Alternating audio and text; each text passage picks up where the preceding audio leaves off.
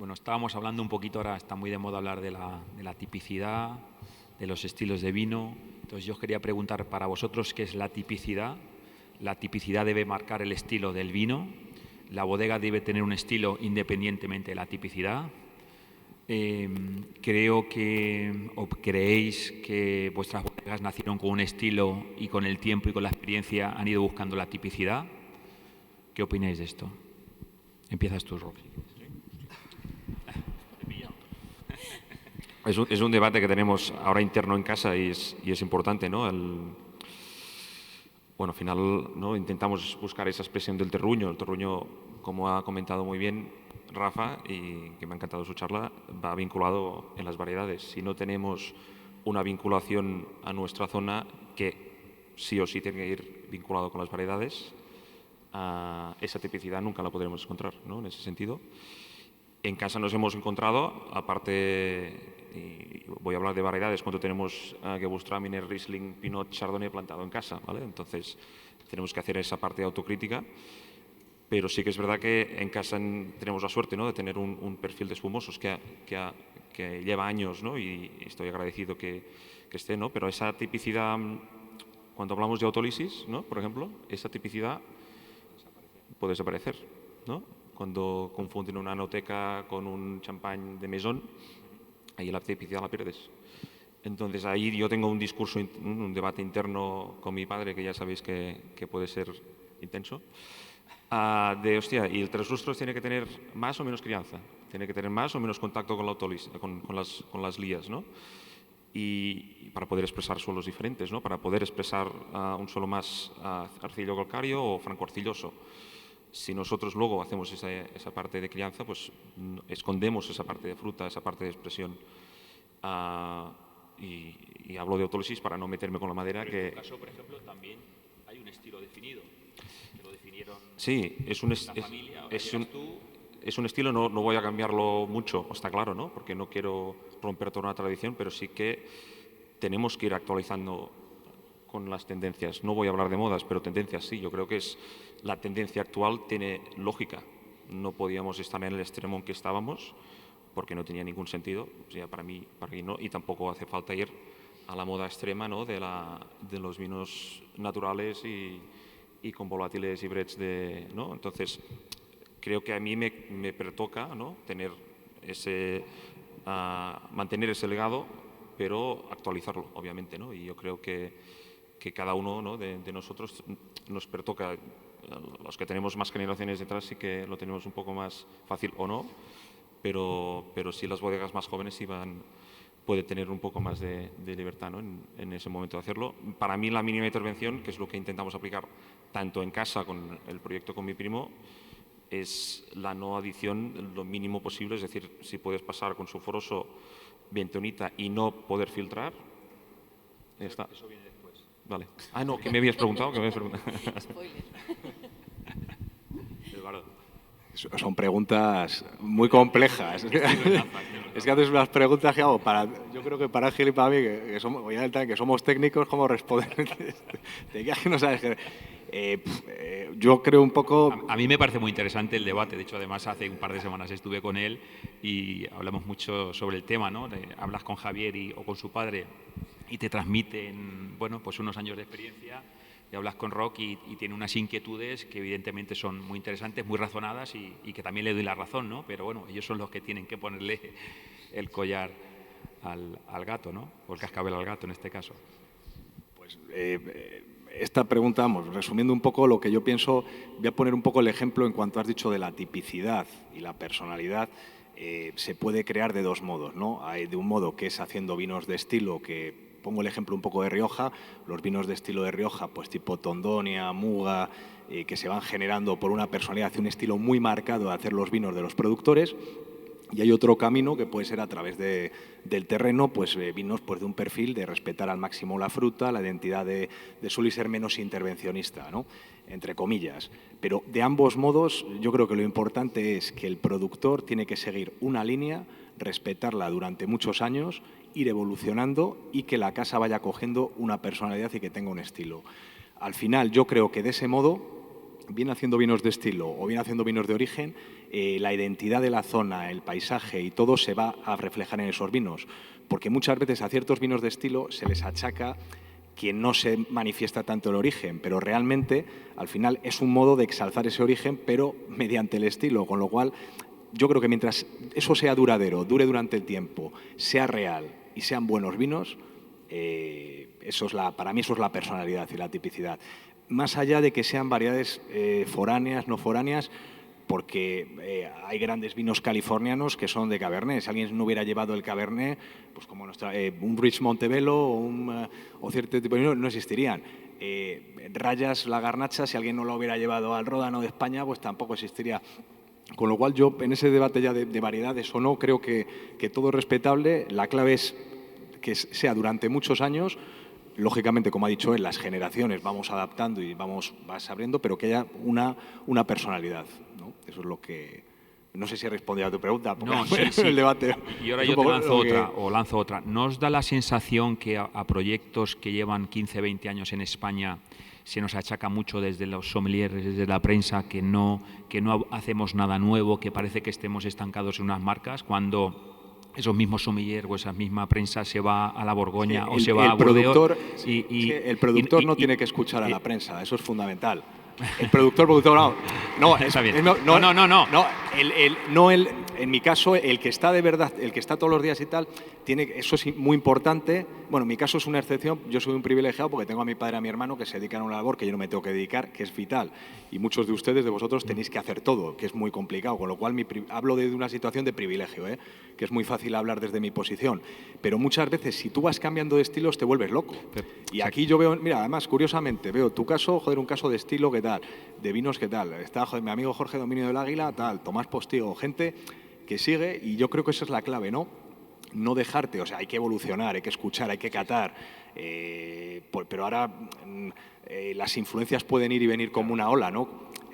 Pero no digo yo que no haya que ser permeable a lo que diga la prensa en absoluto, o la gente, o los prescriptores, pero hay que, porque las cosas pueden cambiar, tú tienes que mirar a largo plazo. No, sí, coincido hacer contigo un trabajo plenamente. de decir, de aquí a 20 años, no de aquí a igual que en la viña, ¿no? No tienes que mirar a corto plazo.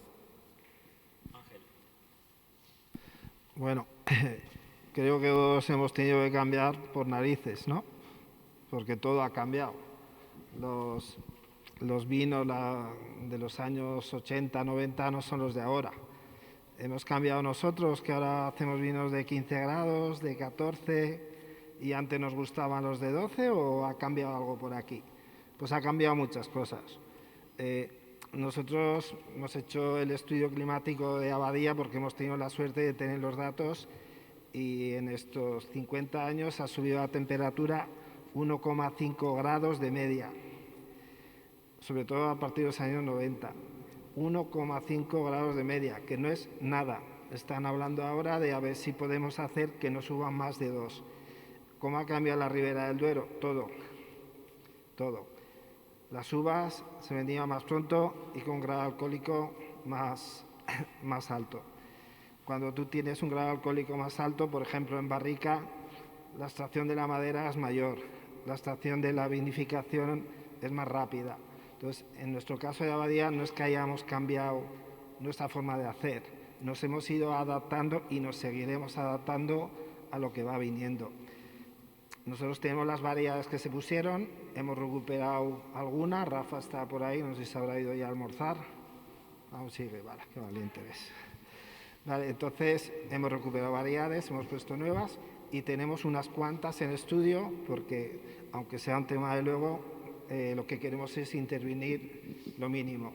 Los tempranillos son muy buenos, pero tienen unos pHs muy altos.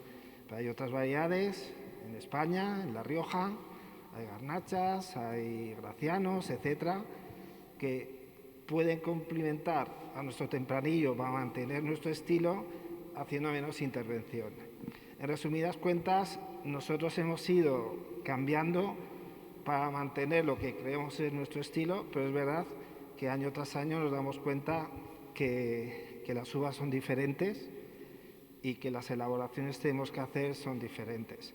Entonces trabajamos mucho en el campo, yo y el equipo de Abadía, sobre todo en el estudio de viñedo, en el estudio de las uvas, en saber cuidarlas, para luego tratar en vendimia tener alguna pista para saber elaborarlas y que no haya pues excesos de ningún tipo, etc. Y luego, nuevamente, lo que ella ha dicho, a veces nos gustaría vendimiar tal fecha, pero es imposible, porque no hay personal. Voy a dar un dato. El año pasado nosotros vendimiamos con una media de 58, 60 personas. Para vendimiar con 60 tuvimos que llamar a 160. Hay más de 100 personas que vinieron un día, un rato, una hora. Entonces, aunque tú quieras planificar esa vendimia, igual tienes que vendimiar una semana después, con un grado más alto, lo que sea. Luego hablaremos un poquito de intervención o no, y os contaré nuestra experiencia, por ejemplo, en la última añada, ¿vale? Y ya dejo hablar a nuestras chicas.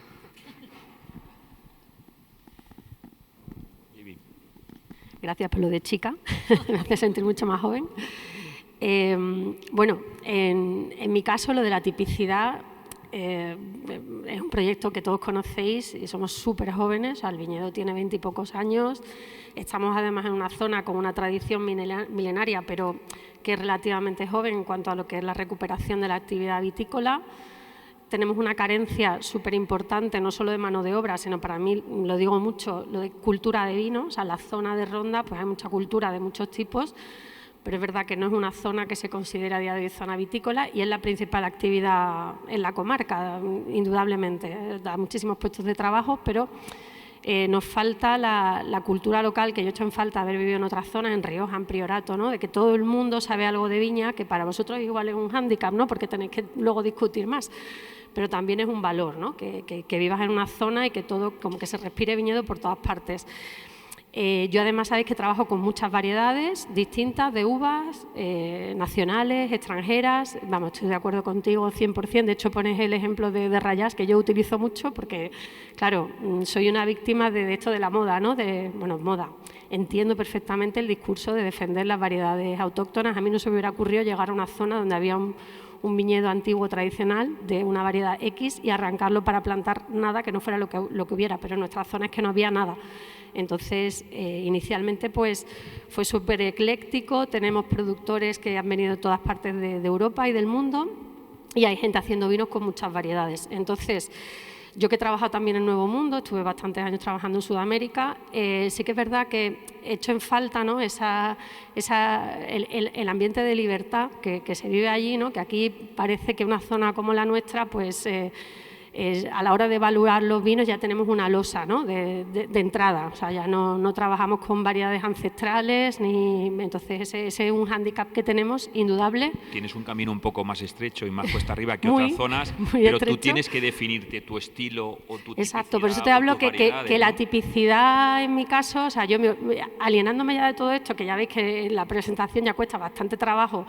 Imaginaros en una feria internacional, ¿no? Rodeada de vinos como los vuestros, que tienen un discurso tan claro, y yo trabajo en otras zonas donde el discurso es fácil, o sea, no fácil, todas las zonas tienen su dificultad añadida, ¿no? Pero en mi caso ya es un hándicap enorme. Entonces, una vez que te olvidas ya de todo eso y te concentras en el viñedo que hay, lo que hemos plantado,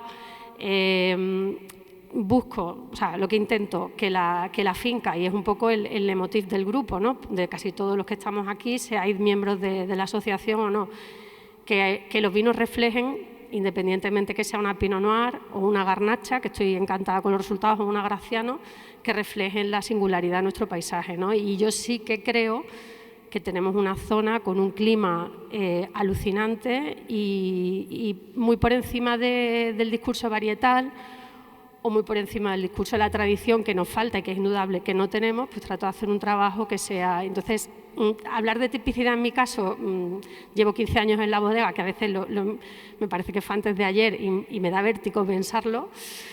Me costaría mucho hablar todavía de una tipicidad en nuestra casa, pero sí que trato, pues eso, hay mucha variación de una añada a otra, porque somos fruto de la meteorología como una parte fundamental de la expresión del vino, y como trabajo siempre con la misma uva y el equipo humano es el mismo, la variabilidad, el suelo por supuesto también, pues la variabilidad es el clima, y en las verticales que ya he podido hacer últimamente, porque claro, a mí me ofrecían verticales al principio que me daba vergüenza, ¿no? Pero ya sí que he podido hacer algunas verticales y sí que es muy bonito, pues, con la Pinot Noir, ¿no? Que sabéis que trabajo y que es una bizarrada y tal, pero bueno, funciona muy bien a nivel de marketing y hay un discurso precioso, yo que llevo ya 15 años trabajando con ella y sé perfectamente pues esto, todo lo que son parámetros meteorológicos, ver cómo esa variedad, que no es nacional y que no está en su mejor zona en absoluto, se expresa de forma tan diferente, ¿no? Y que sea eso, la suma del terruño, que es indudablemente siempre el mismo, y el clima. Entonces,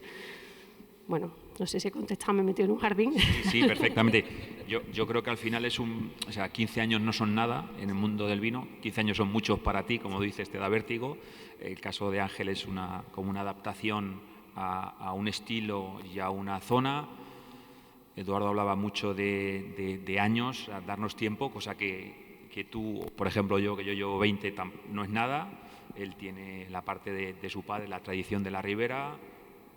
Iba a decir una palabrota, pero no la digo, se hace cosas mentales, bueno, viendo lo que han hecho y lo que quiere hacer y bueno, pues ahora nos cuenta un poco Marta.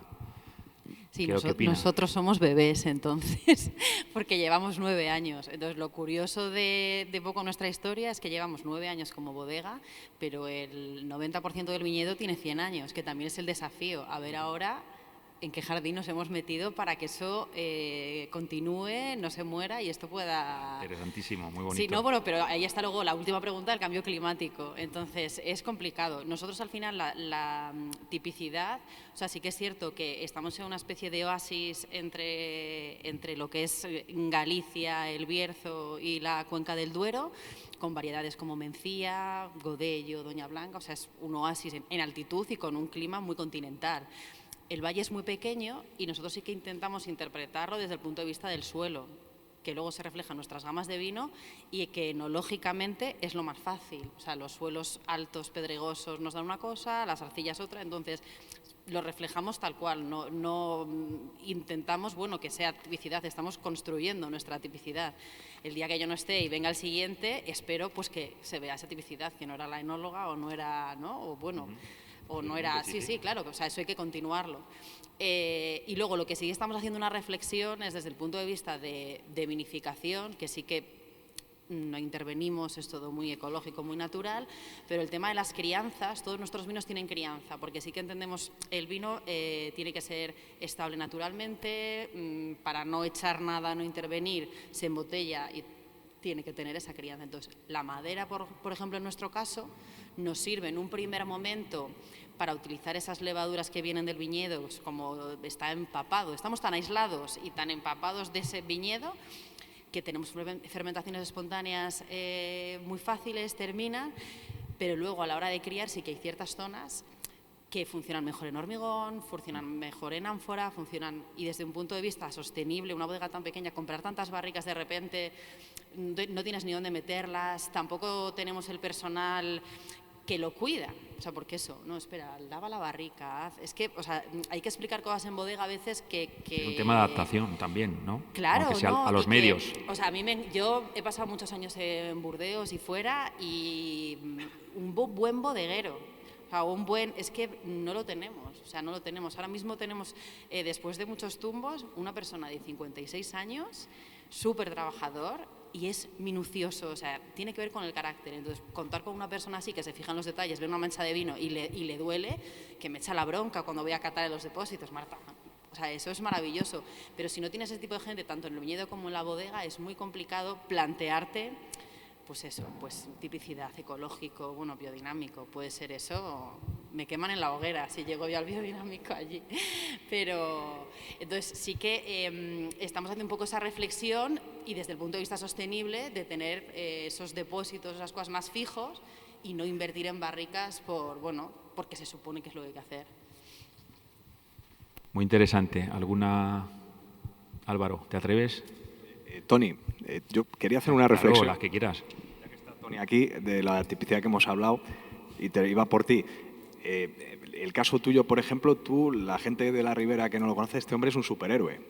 Porque, no lo verá, Utiel Requena, yo estudié en Utiel Requena antes de ir a Burdeos. En el año 95 y 96. Allí hacer lo que has hecho tú, o sea, ahí eran doble pastas, los rosados, ahí, o sea, el concepto tuyo es un buen ejemplo para poner una bodega que tiene un estilo, una tipicidad y se antepone un poco a la zona, porque la tipicidad en tu zona, yo me acuerdo que estudiaba allí y cuando he seguido yendo, la tipicidad que era. Ahí serías tratado como un loco al principio. Igual que Víctor en Manchuela, ponerse a hacer... Eso sí que es muy difícil en esas zonas. Si tú sigues la tipicidad, al final, ¿qué acabas haciendo?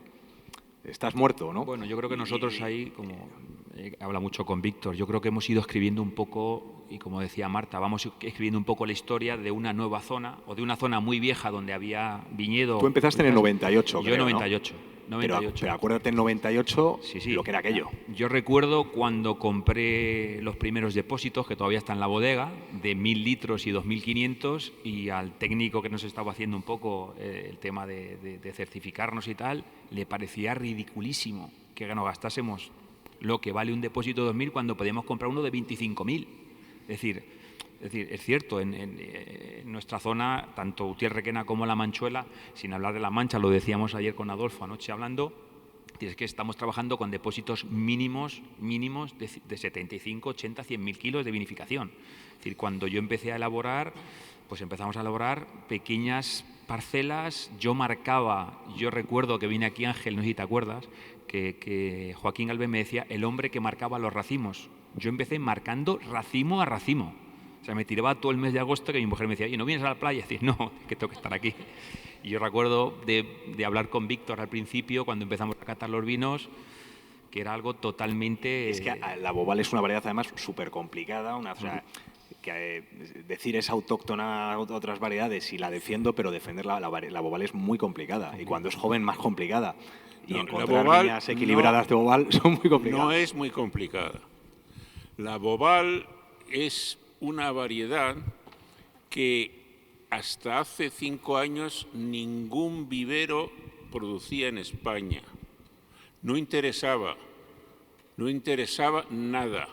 Y lo que interesaba en la zona productora es la segunda variedad tinta española después del Tempranillo en superficie, no es una broma, hay más que Garnacha, que Monastrell y que todo. La Bobal está, por desgracia, en una zona de España donde no se ha invertido nada más que vinos caseros, que yo he conocido todavía hasta el año 60, que empiezan las cooperativas altas producciones, altos rendimientos, tipos de Bobal que den mucha cantidad y naturalmente esa mucha cantidad redunda en una gran desigualdad de maduración, esos famosos taninos salvajes que decían que tenía Bobal. Nosotros no tenemos ningún tanino salvaje en nuestro Bobal porque nuestras son viñas viejas no de ese concepto, porque en nuestra zona hay que hacer 15 kilos de uva por cepa y cosas de esas, y si renuncias a eso y buscas la viña vieja o plantas una viña nueva de una selección masal de pequeña producción y demás, no tiene esos problemas. Entonces una maduración mucho más igual, una mayor finura y diferente. Y además, y por cierto, quiero hacer aquí una mención para que hablemos de lo que es auténtico de cada región, ¿no? Una información que debo a Mariano, el padre de Eduardo, y que es impresionante. Ribera del Duero, Tempranillo, con la aportación histórica de Vega Sicilia, de que introdujeron aquí Malbec y Cabernet y Merlot en pequeña cantidad, y es una tradición metida, pero el resto Tempranillo, llamada tinto fino, según Mariano en realidad no llamaba tinto fino, sino tinto aragonés, como se llamaba de verdad 80 años, pero lo que conocimos de la Ribera del Duero, antes de que existiera el Consejo Regulador, que creo que empieza en el 82, los que somos muy viejos estamos de antes, conocíamos la Ribera porque íbamos en coche hacia el norte y nos parábamos en Aranda de Duero a comer un poco de cordero, ¿no? de lechazo, y te servían una jarra de clarete. Eso era, Ribera del Duero para nosotros era eso, la jarra de clarete que nos daban en Aranda de Duero. ¿Sabéis, lo sé gracias a Mariano, con qué estaba hecha ese clarete, que era lo más típico de todo eso? Estaba hecho con Bobal. Todo Aranda de Duero, la zona de Aranda, estaba plantada con Bobal, y es lo que hacía. Y de hecho, pues mucha gente defendía ese estilo y de hecho, por ejemplo, cuando se creó la denominación de origen, las bodegas de Burgos no querían que entrara a Valladolid o que no entrara a Vega Sicilia, porque ellos querían el clarete y a lo mejor hoy en día estaríamos hablando de región de bobales igual que la nuestra. Es así. Lo que yo, no quiero aburrir más, lo que sí quisiera decir es que lo de la moda quiere decir llevar demasiado lejos cualquier tendencia. Hace 30 años estamos haciendo en España, particularmente en esta región, ya después de la Bobal y eso, estamos haciendo vinos californianos. Porque por desgracia empezó a tener éxito mi amigo Bob Parker y resulta que aquí se maduró en exceso la uva en Ribera del Duero, se hicieron maceraciones excesivas con una extracción tremenda y tánica y después se metió eso en carísimo roble francés nuevo que les pegaba un latigazo de roble y eso era el Ribera del Duero que en mercados como Madrid ha gustado muchísimo y eso en el resto del mundo se ha pasado y ahora vamos a una evolución. La Ribera del Duero ha evolucionado, los buenos productores, que aquí tenemos algunos, no han caído en esos excesos, pero otros muchísimos sí. Y ahora estamos cayendo en otro exceso que demuestra que las modas ya demasiado lejos y que traicionan lo que puede dar de verdad a la tierra, porque lo llevan a otro sitio, es que todo el sureste de España y las zonas cálidas, ahora estamos lanzados a hacer vinos atlánticos. Los vinos atlánticos del sureste y de Manchuela y de Jumilla y de tal, y eso, y entonces, ¿por qué es que se está haciendo? Pues nada, pues que hay verdor, porque estás ahora vendiendo demasiado pronto y antes a lo mejor demasiado tarde, y estás buscando acideces que vengan naturales o no naturales, y tiene unos perfiles y todo eso que, bueno, Atlántico, pero no Atlántico ya de España, es Atlántico del Loira, vamos, pero ¿esto qué es? ¿Esto qué estáis haciendo ahí en el sur? Y era absurdo aquello hace 30 años aquí, y es absurdo de ahora en España cálida. No vayamos en contra de lo que el suelo y el clima nos dan. Hagámoslo lo mejor, pero que represente ese clima y ese suelo. Y cuando haya tradiciones muy interesantes, como en Rioja, el tipo de crianza de las casas clásicas, pues también ese coto tiene una razón de ser, porque ha demostrado su interés y su calidad durante años. Pero eso de cambiar cada 20 años del vino súper parkerista, que no había quien se lo tragara, a estos vinos que parecen del Rin y que están hechos en Almería, no, por favor, hombre. Muy interesante. ¿Alguna cosa más por ahí? ¿Algún comentario? A ver, Alberto. Ahondando en lo de la Bobal que comentaba Víctor, una pregunta para Toni. ¿Crees que hay una vía abierta para vinificaciones con Bobal en el Duero? Que si hay vías abiertas para vinificar con Bobal en el Duero. Yo creo que sí. Ahora le preguntas al que tienes delante. Se lo estaba... Ahora le preguntas y le pasamos el micrófono. Yo elaboré el primer año que vine aquí, y él lo sabe, con viñas de Agustín Cubillo. Elaboramos un vino que además hemos sacado ahora y le llamamos como un poco, le pusimos Cuvée número 1, y era una barrica de Garnacha, una barrica de Bobal y dos de Tempranillo. Y es un vino del estilo que puede decir Víctor, un poquito más claro, con muy buena acidez y muy equilibrado. O sea, ¿la Bobal se puede dar aquí? Sí. ¿Qué diferencias principales con...?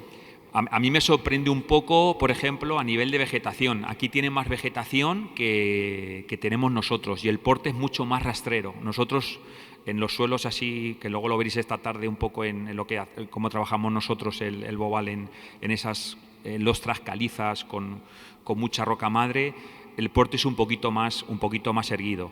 La piel aquí es un poquito más, te diría, no tan gorda como en el Terrerazo, por ejemplo, y te diría que el color es un poquito más suave. Yo tengo más intensidad de color y me voy un poco más al violeta. Aquí hay mucho más color en la Tempranillo, ¿vale? El grano también es un poquito más grande, racimo compacto, pero nosotros lo que elaboramos con otra mentalidad, es decir, una maceración mucho más liviana. Creo que es ideal, y Jorge no lo podrá decir, para si bien al mismo tiempo poder fermentar a la vez en un porcentaje de un 4, un 5 o un 10% con el Tempranillo. De hecho, uno de nuestros vinos yo creo que fue en el año 19, ¿no, Isabel? Le pusimos un poquito más de bobal de lo que dijimos. Bueno, yo creo que sí, yo creo que es muy interesante, y la garnacha podría serlo también. Buenos días, gracias por la invitación, lo primero, está siendo súper interesante. Pues bueno, pues si hablamos de bobal, pues ciertamente en Aranda de Duero había mucho bobal, pero lo típico de siempre ha sido la tempranillo, en mayoritario, pero siempre ha habido, en la época que empezaron las cooperativas, en los años 50, es cuando se empezó a plantar más el bobal. Ahí es donde está con más suerte, menos suerte, clones más productivos, menos productivos, dónde se ponía, dónde no se ponía. Al final es un poco, se resume a esto. Los bonitos bobales en sitios bien puestos, bonitos, bienes que tengan arenas calcáreas, pues dan unas bellezas increíbles. Tampoco lo veo como monovarietal. Las pruebas que voy haciendo con los años, que bueno, ya van siendo 15 años elaborando por aquí, pues yo creo que monovarietal pues quizás no es tan interesante, pero ciertamente un pequeño porcentaje, de nuevo, de bobales en sitios privilegiados y buen material vegetal es interesante. Lo demás, pues para los jarros de los claretes del lechazo de Aranda de toda la vida, pues da esa pincelada de acidez. Pero, vamos, con los pHs que tiene, la bobal yo la veo totalmente que puede ser interesante. Pero la bobal, como lo que decíais de la Cabernet, que puede ser también interesante, siempre ha habido cada momento. Yo tengo la suerte que trabajo con variedades autóctonas y estamos trabajando mucho al albillo. La bobal, si la podemos decir autóctona con 100 años, sí, yo creo que... Hay viñedos de 100 años claro, con valenciano, vamos. Por eso, entonces, no sé, lo habéis resumido muy bien todos, ¿no? ¿Qué es autóctono, qué no es autóctono? Yo me puedo resumir de los últimos 100 años, las viñas que me he encontrado, y haciéndolo en cuevas de hace 300, 400 años, qué es autóctono, qué no es autóctono. Probablemente Eduardo ha dicho Tondonia. Tondonia hace 50 años pues sería un sacrilegio para aquello. Arrancó decenas de hectáreas de viño viejo, quitó bancales, barrancos, destrozó aquello. Y ahora es el clásico entre los clásicos. Todo esto tiene su momento y bueno, yo si hablamos de lo que es la bobal, la veo súper interesante, pero tiene que ser un sitio maravilloso y con una buena selección masal supervisada por Rafa, porque si no lo veo muy complejo en viñedo joven lo veo muy complejo. Pero como todo, es que está bonito ver una uva que viene con 3,25, 3,30 de pH en tinto, es que eso es idílico. Es como el pequeño porcentaje que intentamos meterle al billo, pues es que con pHs de 2,90 y tantos, 3, que es una maravilla. Pero tiene que ir todo en belleza, todo bien seleccionado, porque no todo es oro. Aquí para llenar esas cantinas de lechazo con clarete hacía falta producción. Entonces no todo el albillo es bueno, no todo el pirules es bueno y ahí requiere un poco pues, el trabajo, pienso, de nuestra generación y lo que hemos hablado de selección e intentar coger lo que mejor se haya adaptado, pienso. Bueno, gracias. Muy bien, gracias, Jorge.